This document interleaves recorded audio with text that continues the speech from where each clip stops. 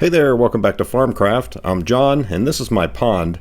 I'm building a hydroelectric power system on this pond, but I've reached a point where I can't continue until I fix a problem. The problem is the water level is higher than it's supposed to be, and that's because some furry little friends have decided to try to dam up the standpipe where the pond drains. This is the standpipe, which has a trash rack on it that you can't even see, and a cattle panel around it to deter the beavers. But over the years, those determined little guys have built up mud and sticks all around it, several feet of it in fact, enough that the pond level is probably 4 or 5 inches higher than it's supposed to be. And I need the pond level at the correct height so that I can shoot proper elevations for installing the intake pipe for the hydroelectric system. And you'll see as I progress on cleaning this out, the trash rack that's there is completely destroyed and I need to build a new one, which requires TIG welding. And at long last, I finally bought myself a TIG welder, and I found a very affordable machine that does a really good job, and we'll be looking at all that later.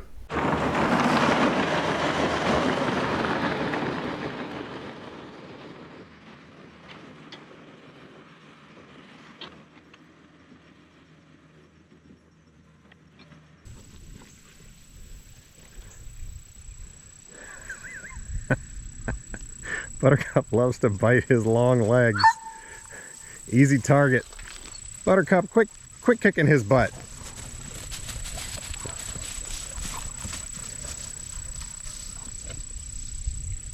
All right, so the first thing is, can I get this cattle panel out of the way and hopefully not destroy it?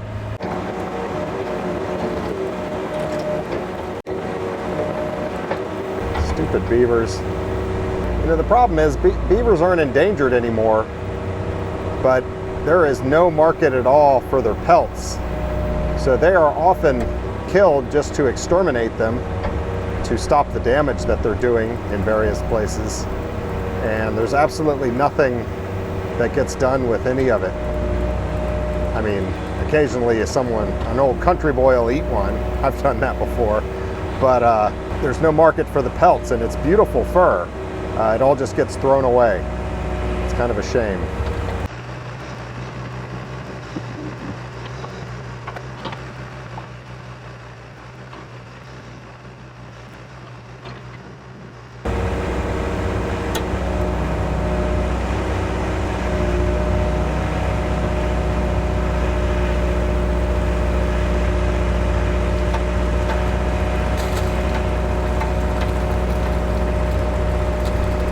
Well, that went reasonably okay.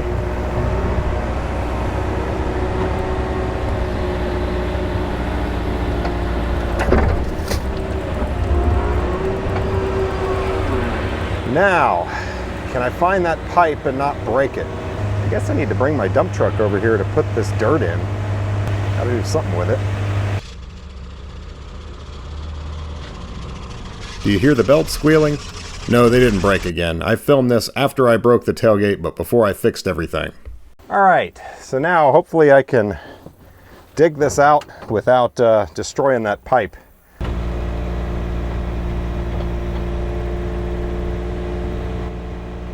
Yeah, I'm gonna haul this dirt without a functional tailgate. This will only work because this is a relatively small amount of dirt compared to the size of the truck bed. So I'll just put a little bit in the front and I'll be able to haul it away, even though the tailgate won't close.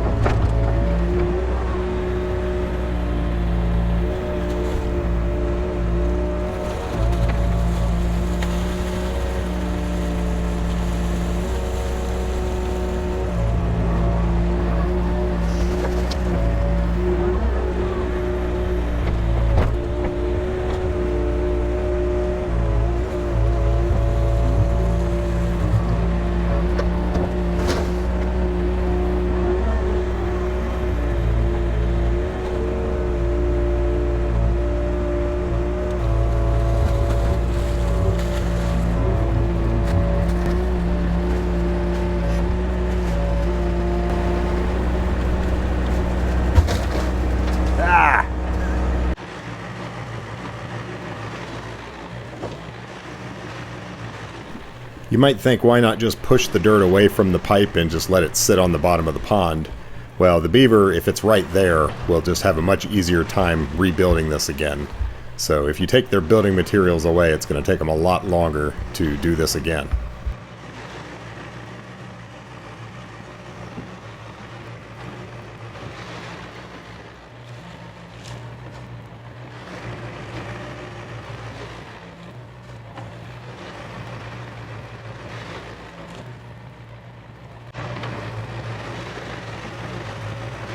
And now that I've gotten most of it out, I am kind of spreading it out, trying to flatten everything out on the bottom.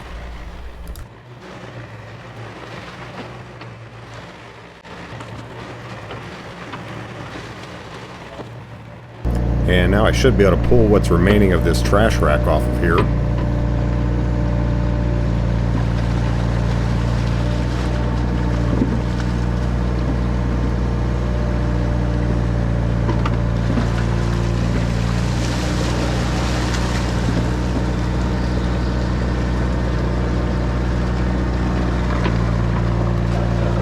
We're going to be building a new one of these, so you'll see how this functions later.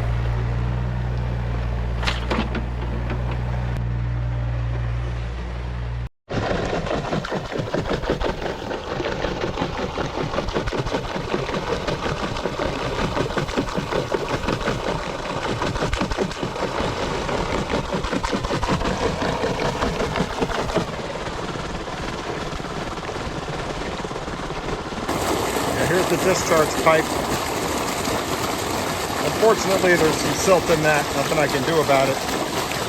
Usually it would work much better because the water wouldn't be rushing so fast, but it's above that pipe, so it's running pretty fast.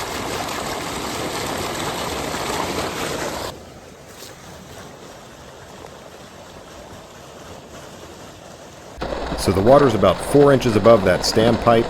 The pond is about 4.5 acres, and that equates to about 500,000 gallons of water, or around 1,900 cubic meters. That's how much it has to drain to get down to the level it's supposed to be, which is even with the top of that pipe. That's a lot of water. This might take a while.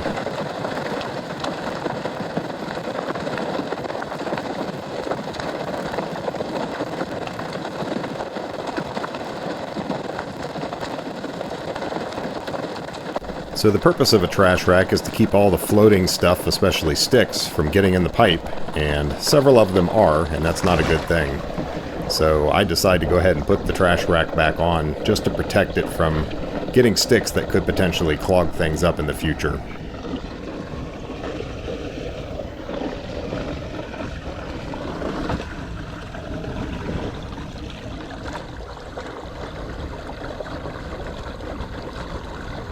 Now this one's broken, it's not functioning the way it's supposed to, but it's forcing everything to go through that screen on top, and that will catch the big sticks, but still let some of the smaller stuff through. That really probably won't be a problem. And while I'm at it, I'm walking around and feeling how good of a job I did digging to see if there's any high spots or anything else that needs to be removed. I don't want to let it flow like that too long, so I put the old trash rack back on just to keep things like this from getting down in that pipe. I need to make a new trash rack.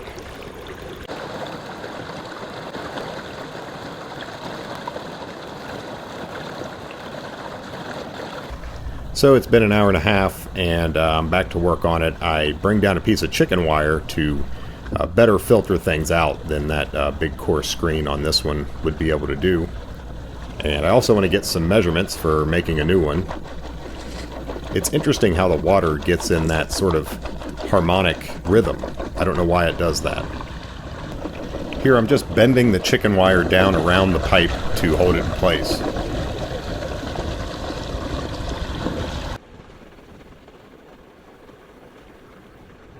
Alright, here's what's left of this trash rack. Now this was a piece of galvanized 2-foot pipe, and that's what's left of it after about 10 years. That's crazy, it was galvanized. I wouldn't think surface water would be all that hard, but maybe it is. Either way, the way this worked, it's wider than the existing pipe, which is like this. This thing is currently upside down. And it had some cross members in it, and then some verticals that went down into the inside of the PVC pipe down in the pond, so it kind of sat on that. And, you know, the pipe level would be like here. So the water would go up underneath and then into the pipe, and that would prevent any floating stuff from being able to get in. I do not have anything to replace this grid on top, so I'm going to cut that off and reuse that. Other than that, obviously this thing is junk. Looks like that was a 2x2 cattle panel, and I could go buy one, but why bother? I have this.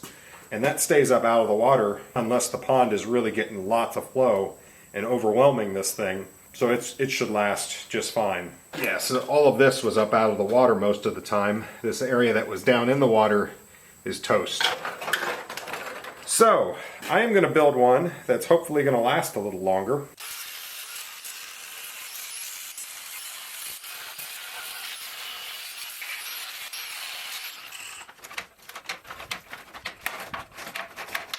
Alright, how am I going to make one that won't rust out? Plastic. I think I can make that work.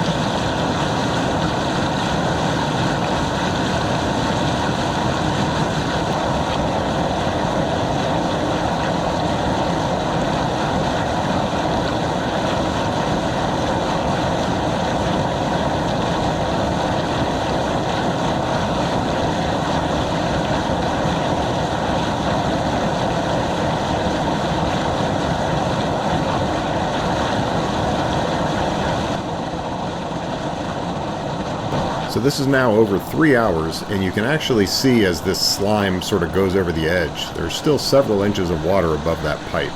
Lots of water still needs to drain.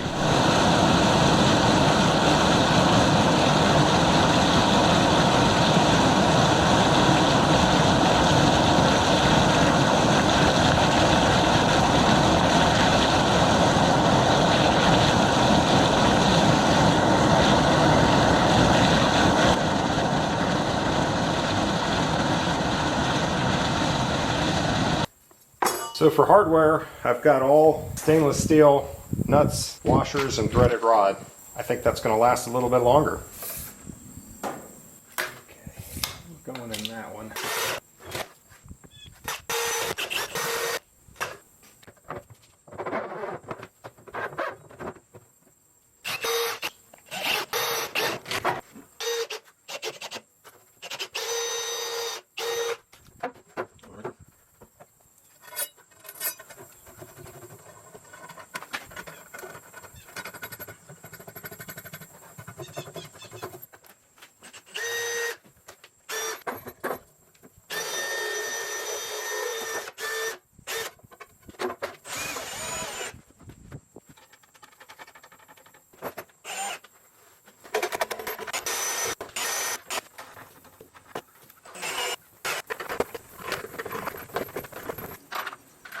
Blue Loctite.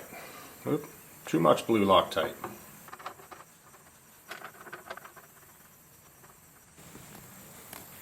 And we're going to do the same thing on those inner bolts and squeeze them together a little bit, not too hard.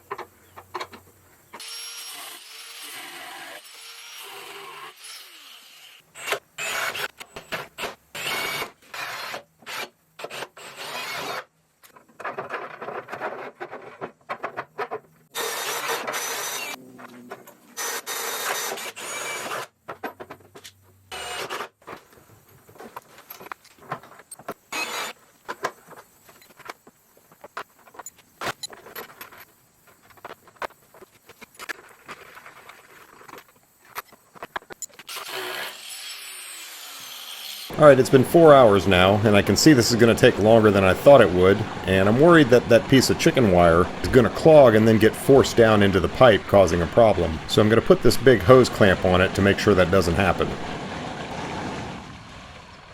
But first I need to clean all this junk out of it, apparently.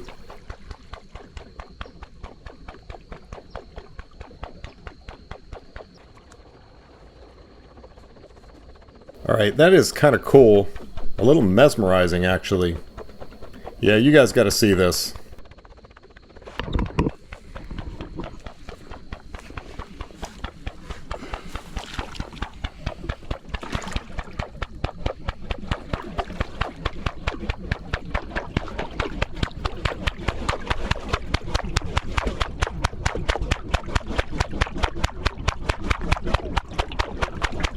Drop the camera.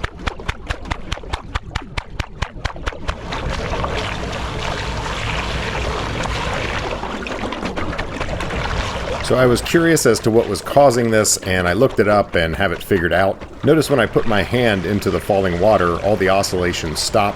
That's a bit of a clue as to what's going on here. If you like a little engineering puzzle, pause the video and think it through. What would cause that to oscillate like that? I'll explain it in just a second.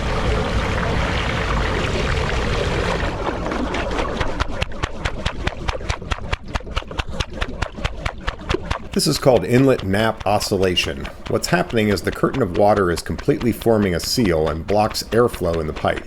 The water is accelerating downward and pulling air with it, which produces a low pressure region just under the inlet of the pipe. And as more water falls over this low pressure area, it's pulled open and air rushes in, making that slurp sound. The air pressure equalizes and then the cycle starts again. So it will only happen when the water is able to form a seal. So when I break the curtain of water with my hand, the oscillations immediately stop. And once the water flow slows down enough that it doesn't meet in the middle and form a seal, that will also stop it. Pretty interesting. Here it is at 1/3 speed.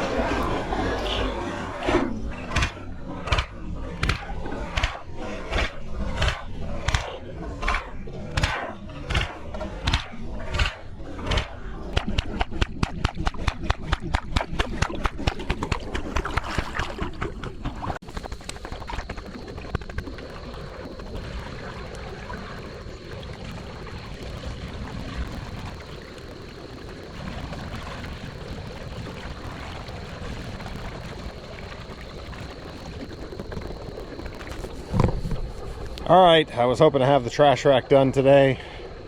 It's going to be tomorrow. So, that's how it's staying overnight.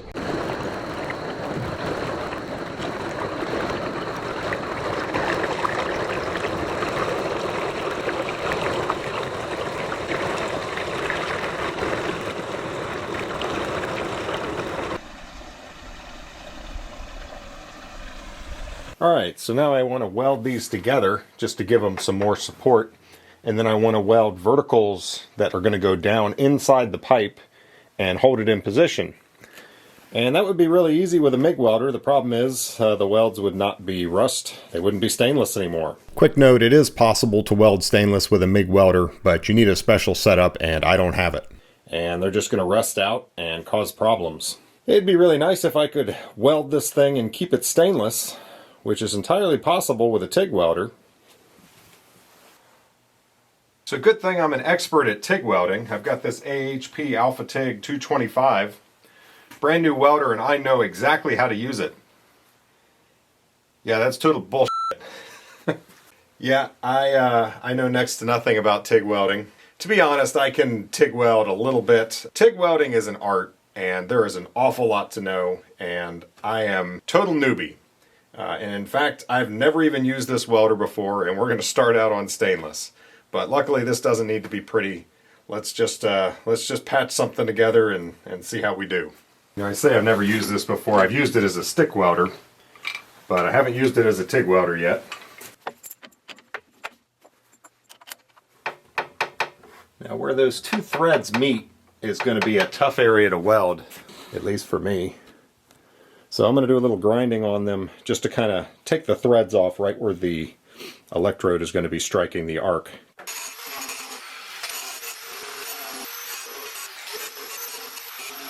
That should make that more doable. Alright, for those who care, I have 110 peak amps. I am on DC. I've got about a 10-second post-flow, a couple second pre-flow, and I'm using the foot pedal, so I'm not going straight to 110 amps. I'll ramp it up. And basically I'm just going to be doing a series of tacks with some filler material to try to bridge that gap and tie those all together. That's going to be really helpful for supporting the weight that this thing ends up holding. So my torch is set up with 3/32 tungsten and number 7 cup, and my gas is at 15 cubic feet per hour. The other thing is I have a fume extractor here.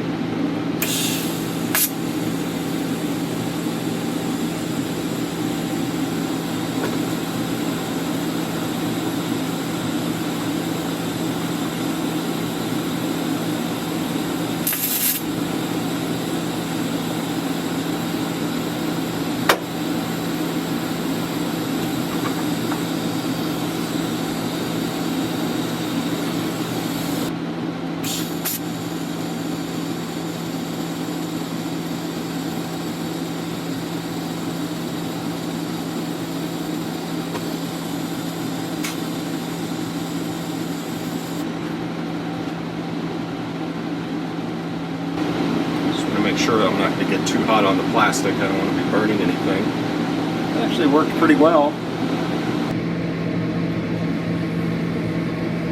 With stainless, is if you get it too hot, and I don't know how hot that is. Did I get that too hot? It will cease to be stainless and it will just be mild steel essentially after that. Which isn't the end of the world. It'd still take it a long time to rust out, but I would like this to not rust. Clamp those together. That's my third hand. I think I'm going to try to be a little faster so that I don't have to heat it quite so much.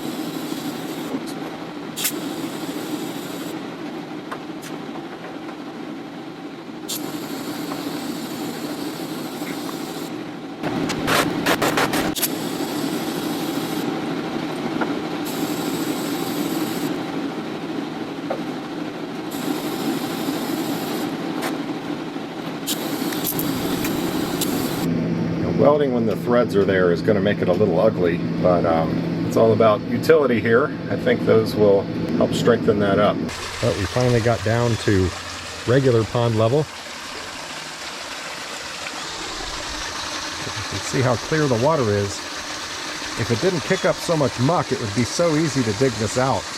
But as soon as you do anything in the water, it's immediately, you can't see anything, of course. So over here where the pipe's going to go in, you can see the drop off right there, maybe. You can even see out there, it's deep. I didn't dig that right there, and I did there. Now, remember those pieces that I cut off of this thing? These things? I need to weld those on, and they need to fit down inside the pipe.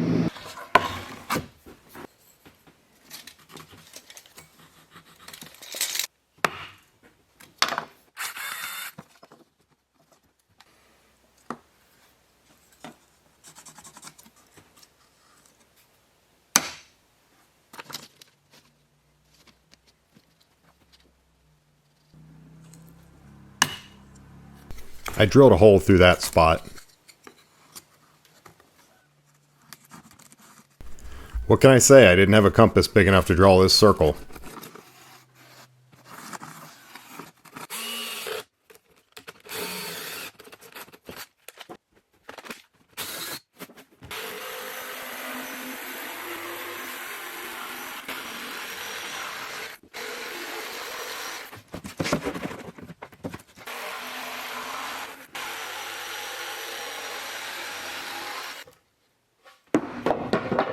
That is the ID of the pipe down at the pond. So what I build needs to be able to fit down inside that. If it doesn't, it's not going to fit down there.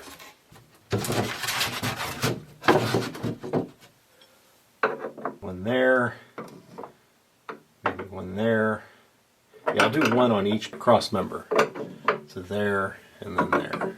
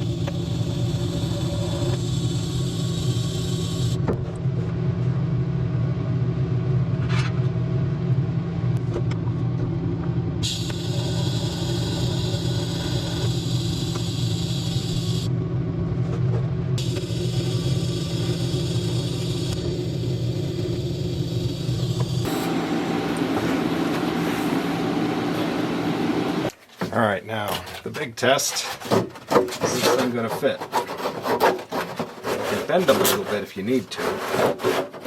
Looks like that one needs to come in just a little bit. I don't mind them being a little snug. Actually, I kind of want that. I want it to hold on to it. So yeah, I think that's going to work. See if we can get you some close-ups. I mean, it's not pretty. It's not the easiest area to weld with a TIG welder, especially for a newbie like me. Your positioning is not great, but I got a good amount of weld on all sides, and you know, those feel good and rigid. I don't think that's going anywhere.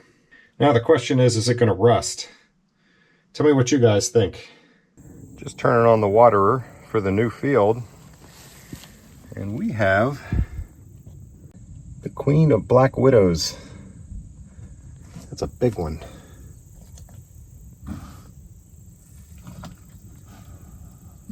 Touch it. Nope. I know people are going to ask about this machine, so I'll go ahead and address it.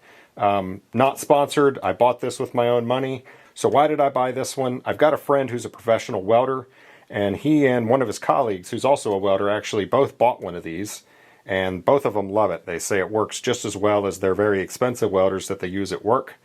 So, you know, this is a fully functional TIG welder. It's also a stick welder. It does DC, AC, up to 225 amps.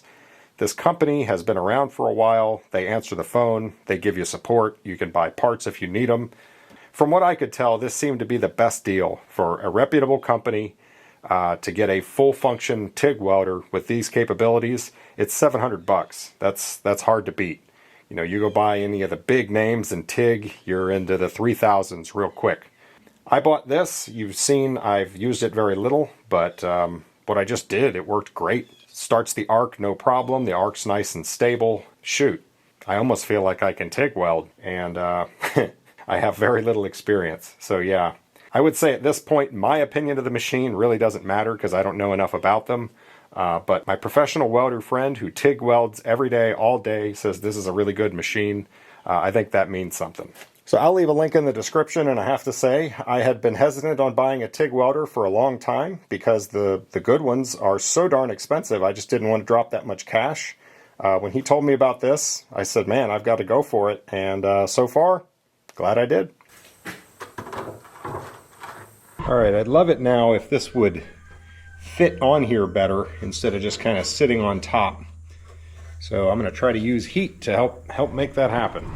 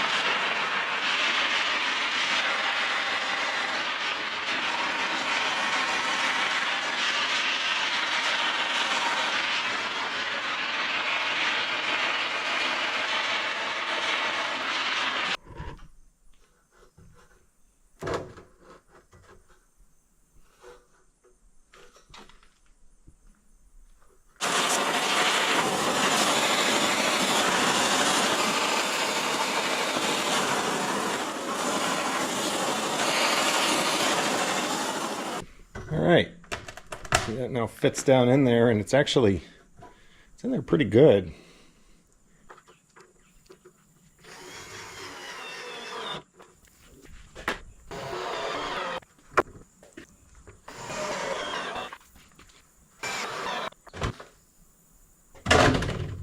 That'll do. One last thing I want to do before this is ready to install. I don't want it to float. The plastic itself is less dense than water, so it's going to want to float, but especially with air being trapped in these spaces, I don't want that. Even though the pipe is way down inside there, when there's a huge rainstorm, the water will come up over top of this. So this entire thing will be submerged, and that means I need to drill holes so that water can get into all of these channels. Now the bottom 4 actually have a hole that goes between them.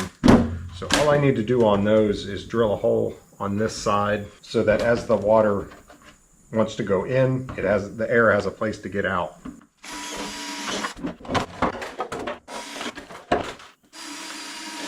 All right, so that covers the bottom 4. Other than that, I'm just going to put a hole in the bottom and a hole in the top on each one of these ribs.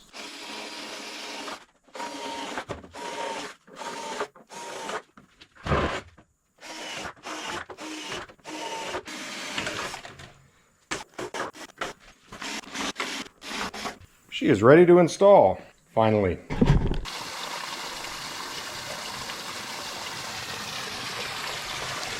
Yeah, I want to dig this out a little bit more.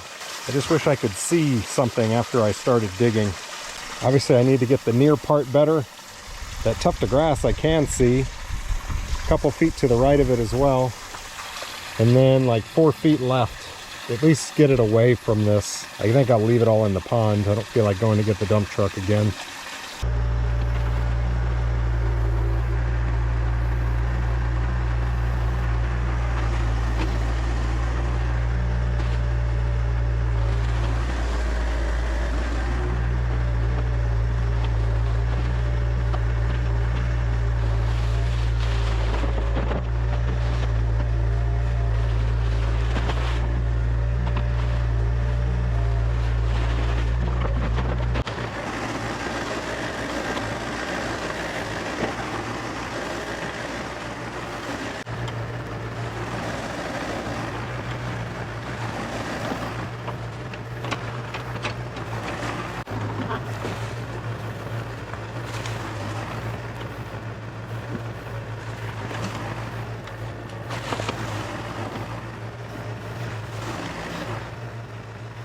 Kind of interesting, you can see how much silt I kicked up, but it's already settled down from the surface. Like, the surface of the water is very clear. You can see like probably 8 inches down, and it's like there's a silt cloud floating there, but because it's draining off of the top, it's not really going down the pipe. That's good.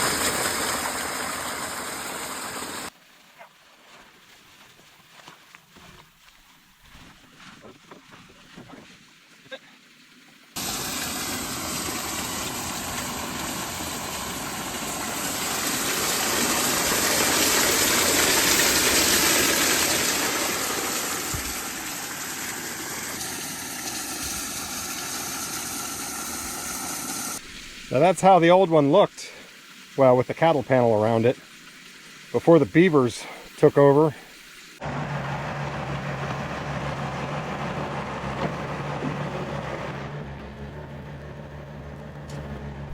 This is the same cattle panel that I took off of here, but I also added a lid to it this time. I think the Beavers were crawling up over top of it and working from the inside before.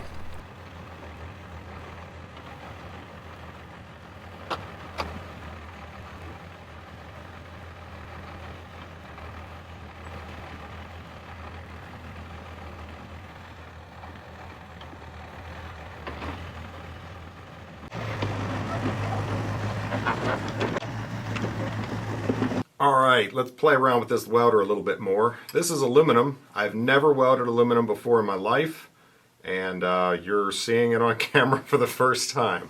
So I've got the machine set up on AC, and we are electrode negative. 140 max amps. I'm using the foot pedal, so I'll ramp those up. And I've got like 40% cleaning, and the hertz is around 120. With TIG, there's a lot going on. You've got something going on with your foot. You're watching the puddle. The torch needs to move, and then I'm going to be dabbing here. So my hands are doing two sort of independent things as I move along. And you don't want to get that tungsten down in the aluminum. So let's see how we do.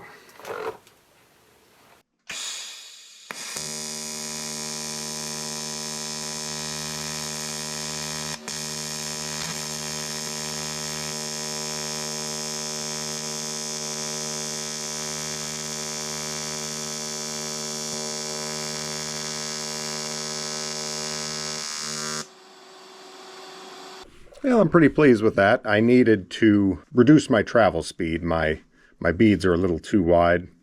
The amount of cleaning is good. The cleaning, as you can see on the edge of the weld, that sort of hazy area around it. You don't want that real wide, but obviously you don't want that haziness in your weld bead. Not too bad for first time doing aluminum. Probably says more about the welder than the operator. Let's give this another try. I'm going to try to tighten up my weld beads a little bit.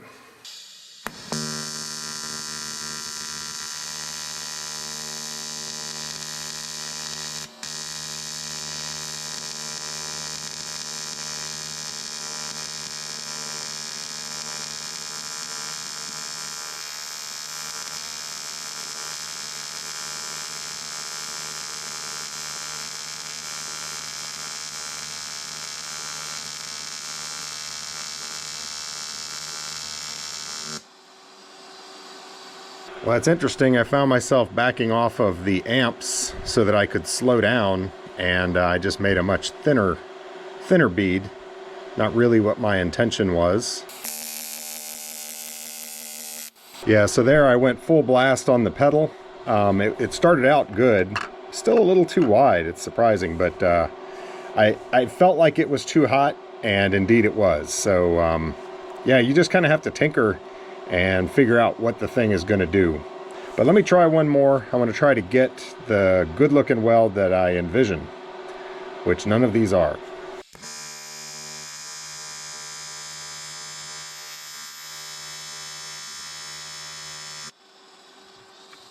Yeah, that's much better.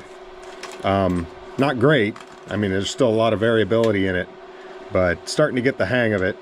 I started out and it was stacking up a little bit. I increased the amperage and it laid down nice, and then it started getting too hot and I let off, but not enough apparently, because this is too much.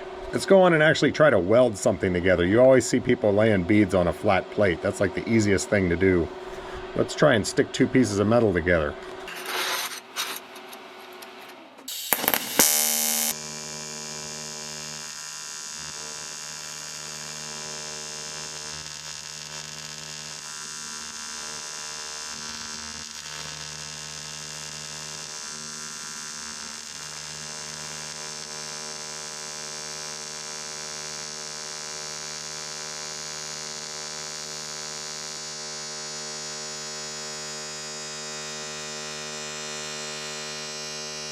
Right at the beginning, I melted the tip of my filler rod, and it balled up, and then I dumped it in there and then tried to melt that out. So I ended up with this big stacked up area here. And then it was going really nice, actually. I'm a little wide there, but this is really what I'm trying to get. And not bad, not bad. And then right at the end, I was too hot. But yeah, TIG welding aluminum. First time, not that bad. Yeah, I wonder if I can do something like that.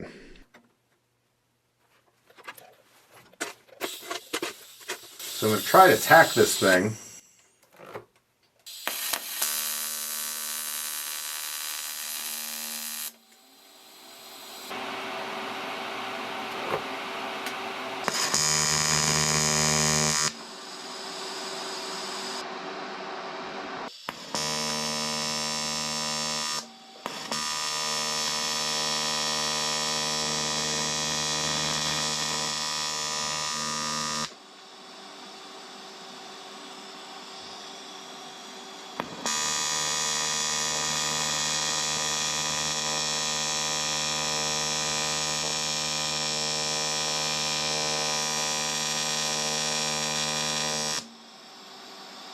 I'm blowing through it. I guess what I need to do is turn the frequency up a little bit to tighten up the arc, get it down in there, and then I'll turn my amps down a little bit.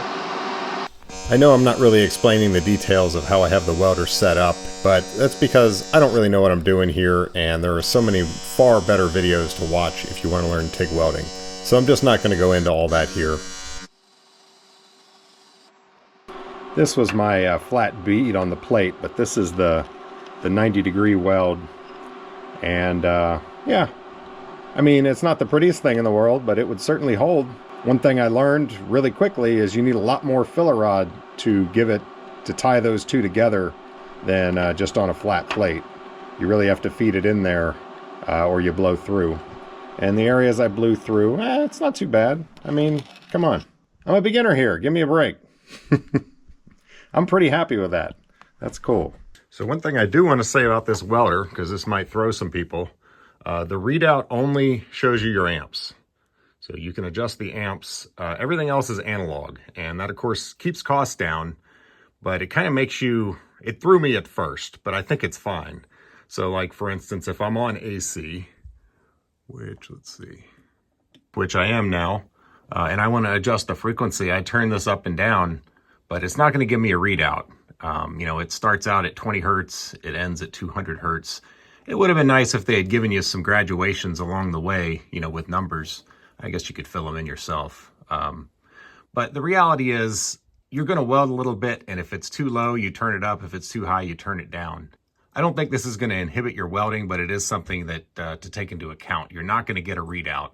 If you're one of those people that when it says, I want 40% cleaning, and you want it exactly on 40, you might be annoyed by this. But the reality is a lot of these settings are, hey, you want it about 40, you know? You're going to weld a little bit and you say, oh, well, it's cleaning a little too much. Well, you turn it down a little bit. And that's kind of what it boils down to. This is your pre-flow and your post-flow. Those are seconds. That's for the gas.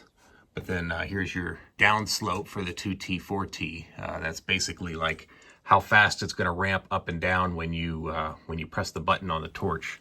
I will probably be using foot pedal most of the time, so that setting is not really used with the foot pedal. Same with this. This is your start amps and your end amps. When you press that trigger, well, if you have the foot pedal, you can just turn those all the way down, and you start the amps with your foot, pushing on the pedal up to the maximum, and then you can ramp off however you want.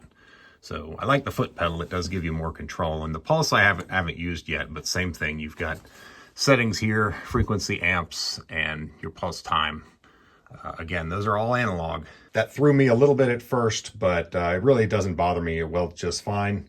Saves you some money, and my professional welder friend says the same thing. Not a big deal. Works just fine.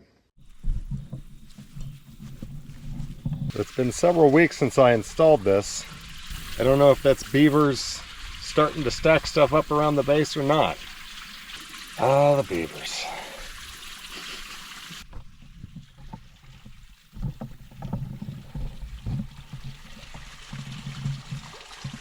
Well, I think you can see it looks like the welds have no rust on them. So I think mission accomplished. I don't think I got it too hot, and I think that trash rack should last much longer than the last one did. Whole lot of brim there, checking things out.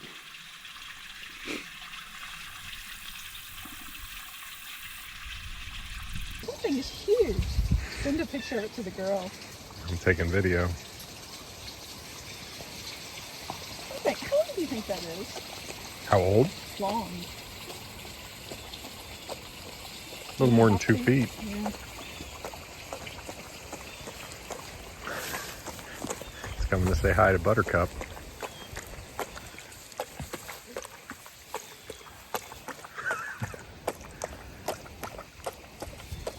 I'd say that fish is at least 13 years old. It might be older. It was put in when we had the pond stocked, and they're sterile, so they can't reproduce. So it's one of the ones they put in here. Oh, he's coming back. We should look at his pattern and see if it's just him left. Can you tell? Like stripe down his back, big orange spot on his left side.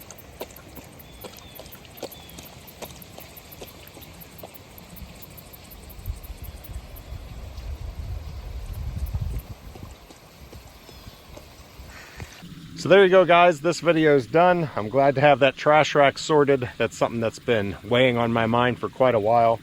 Yeah, I'm definitely happy that I bought that TIG welder. That's going to really open some doors in the future. Next video on this hydroelectric system, we're really going to get into it. We're going to break ground, and we are going to start trenching and laying some pipe. I do that pretty well most days. So thanks for watching, guys. We'll see you on the next one.